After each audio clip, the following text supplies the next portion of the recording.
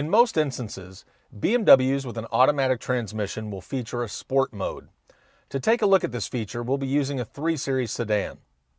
To engage sport mode, put the transmission into drive and then pull the shifter to the left until it locks in position, and DS is displayed on the instrument cluster.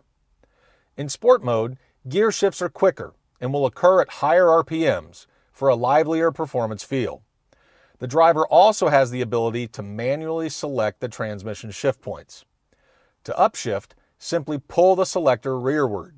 To downshift, push the selector forward. The selected gear will be displayed in the instrument cluster. For example, when in first gear, M1 will appear. Moving the gear shifter to the right returns to drive.